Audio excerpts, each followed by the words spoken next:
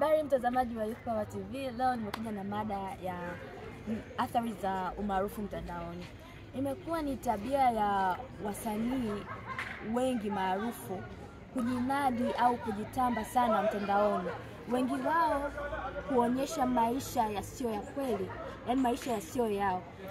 Kutokana na umaarufu huo, kuna muda wengine wakipata changamoto wanashindwa kusaidia kwa sababu ya kujinadi maisha si yao. Kuweka ndoa, kutangaza ndoa mtandaoni au kuweka maisha yao ya sirini mtandaoni kila mtu apate kuyajua. Sasa mwisho wa siku mambo yakienda mrama yanakuwa na athari na changamoto kwao. Je, ni athari zipi ambazo watu wanaenda kukumbana nazo? Ungana nami mwanzo hadi mwisho. Umaarufu wa mtandao kwa mtu inaweza kusababishwa au kuchangia na mtumiaji husika wa mtandao.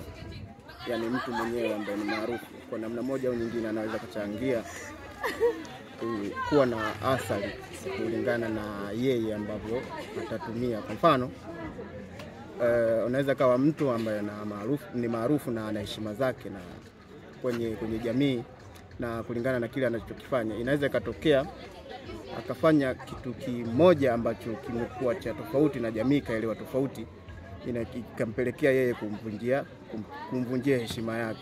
Kwa hiyo kulingana na kile ambacho anakizalisha kwenye hiyo mitandao, maudhui ambayo anazalisha kwenye mtandao husika, endapo inaweza ikawa tofauti au kinyume kidogo na maadili au na kile ambacho kinapaswa kufanyika kwenye jamii, kinaweza kampelekea yeye kupoteza heshima yake. Kwa hiyo kikubwa kwenye maarufu ni kitu ambacho kwa kiasi kikubwa inaweza kumfanya mtu akawa na heshima zaidi au ikamporomosha heshima yake kulingana na namna ambavyo anautumia ule mtandao husika. Kwa hiyo kwa upande wangu nadhani heshima ndio kitu ambacho kinaweza kumfanya mtu maarufu anayetumia mtandao ikamtoka kulingana na namna ambavyo anatumia.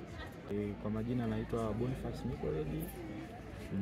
Nilikuwa naenda kuongelea swala la athari za mitandao ya kijamii, umaarufu katika mitandao ya kijamii. Athari namba moja tunasema ni kukosolewa na kuto kupata haki zako za msingi kutokana tu na watu ambao wataamua wao kukudescribe katika mitandao hiyo ya kijamii, lakini wao watakachokiangalia zaidi ni wao vitu vyao viende viral zaidi kuliko wewe hapo ile ukweli ambao utakuwa unakuhusu wewe. Kitu cha pili tunasema hivi kwamba ni kuharibika kisaikolojia. Unaharibika kisaikolojia, utahitaji kufanya mambo zaidi ambayo yapo kimtandao.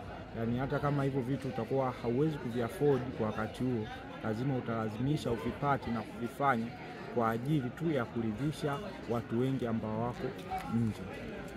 Cha tatu tunaweza tukasema hivi kwamba ni mawazo hasi au maamuzi hasi ili mradi tu upate followers, like na vitu kama hivyo katika mitandao ya kijamii, kitu ambacho kinakuwa sio kizuri katika jamii.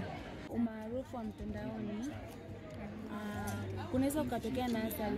Kwa mfano mtu ukiwa ni maarufu sana mtandaoni, alafu ukafanya kitu labda content yako ambayo haina maudhui katika jamii, alafu ile content ikaja ikavuja, inaweza kusababisha wewe mwenyewe athari.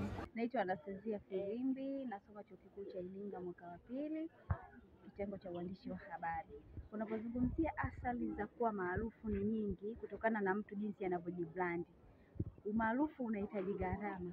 Umaarufu unahitaji kila kitu uwe nacho, kwa sababu kitu kimoja ambacho unaweza ukafanya mtu huna, lakini kwa sababu wewe ni brand na unajisi wewe ni maarufu, unafanya kila mbinu ili uweze kupata hicho kitu. Matokeo yake unakuja kupata madhara, kwa sababu inatokea kuna muda utaacha kuwa maarufu, utahitaji kuwa mama, utahitaji kuwa na familia yako binafsi.